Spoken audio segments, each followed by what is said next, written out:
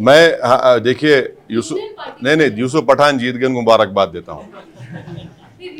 नहीं नहीं नहीं, मेरे पार्टी का पूछिए ना, मेरे कैसा, मैं यूसुफ पठान जीते उनको मुबारकबाद दूंगा।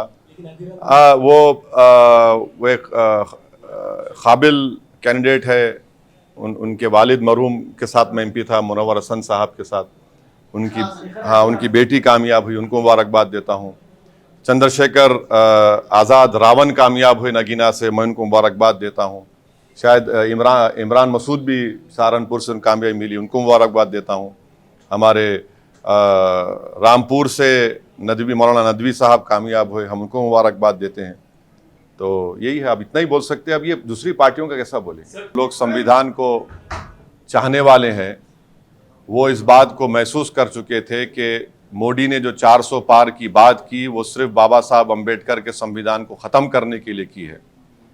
तो ये एक जो वर्डिक्ट आया है, अब अगर मोदी जी सरकार बनाएंगे तो उनको पार्लियामेंट में बैसाखियों के सहारे आना पड़ेगा, उनको पार्लियामेंट में बैसाखियों के सहारे आना पड़ेगा।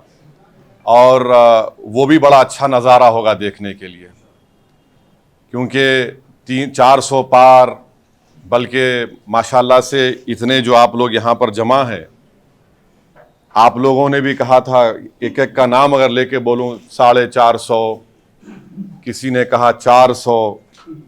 तो अंग्रेजी में एक कहावत है, you will have to eat the crow now, माने आपको कौवा खाना पड़ेगा।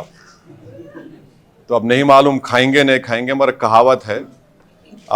किसी एक माशाल्लाह एक साहब ने तो जो बड़े अपने आप को माहिर कहते हैं, उन्होंने कहा कि हैदराबाद हम नहीं जीतेंगे। खैर अल्लाह जो चाहता है वही होता है। तो तीसरी बात, अहम बात यह है कि अगर ऐसा मौका आता है कि देश के तीसरी मर्तबा प्रधानमंत्री वज़ीर आज़म नरेंद्र मोदी नहीं बनेंगे, अगर उसमें हमारी ज़रूरत पड़ी तो हम यकीनन उसमें साथ देंगे, क्योंकि हमने एक पब्लिकली एक स्टैंड लिया है कि हम बीजेपी को रोकेंगे। और चौथी बात यह है कि हम नरेंद्र मोदी से ये बताना चाह रहे हैं कि आप देखो ये नतीजा क्यों आया। उनको सेल्फ इंट्रोस्पेक्शन करने की ज़रूरत है। और हम उम्मीद करते हैं कि पिछले 4 साल से जो लोग जेलों में सड़ रहे हैं, उनकी फ़ौरन रिहाई अमल में लाई जाएगी कानूनी तरीक़े से। क्योंकि याद रखिए कि अगर आप कमज़ोर पे जुल्म करेंगे तो उस कमज़ोर की तकलीफ़ को ऊपर वाला सुनने वाला है। तो अब नहीं मालूम कि फाइनल काउंटिंग होने के बाद कितने सीट बीजेपी लाएगी, मगर मुझे लगता है कि इंशाअल्लाह ताला वो मैजिक नंबर बीजेपी नहीं लाएगी।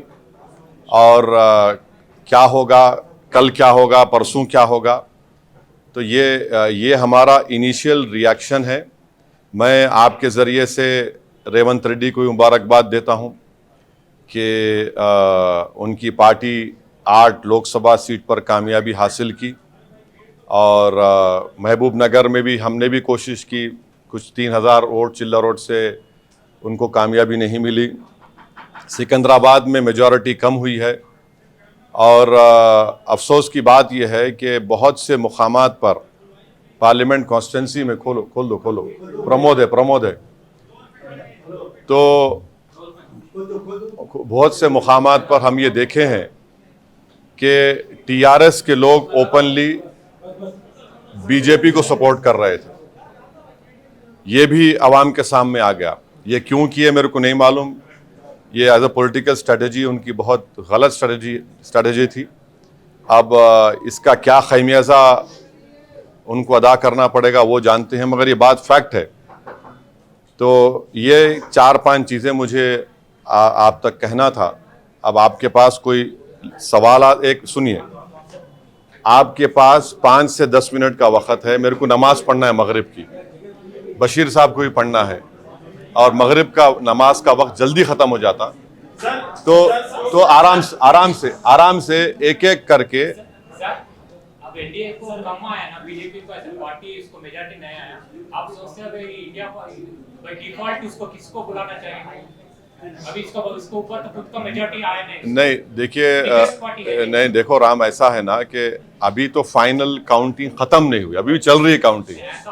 नहीं नहीं, काउंटिंग होने के बाद क्या होगा जब बोल सकते हैं हम, अभी बहुत जल्दी होगा। क्या आप अलायंस के साथ, इंडिया अलायंस के साथ जाने के लिए तैयार है? क्या बातचीत? हम इंडिया अलायंस का हिस्सा नहीं है।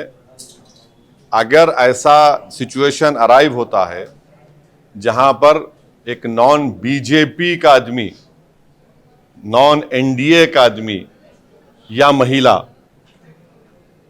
प्रधानमंत्री बनने का सामने आएगा तो हम यकीनन उस बारे में साथ देंगे उनका, मगर वो नहीं मालूम होगा नहीं होगा। लेकिन अभी हाँ बोलिए प्रमोद साहब। सर, पूरे इलेक्शन के दौरान आपने देश भर में घूम के जो बीजेपी के खिलाफ बोला, ये जो रिजल्ट आया है उसको आप कैसे देख रहे हैं? क्योंकि आप हर जगह जाके देखिए एक तो ये कि 10 साल का इनकी नाकारकर्दगी, इनके झूठे वादे, जो सुनो भाई सुनो, जो नेशनलिज्म के नाम पर उन्होंने जो धोखा दिया और चीन के बारे में नरम रवैया, बेरोजगारी, किसान, महंगाई, और जो प्राइम मिनिस्टर और बीजेपी की तरफ से जो कम्युनल अगली कैंपेन चलाया गया, उसका नतीजा आज आप देख रहे हैं।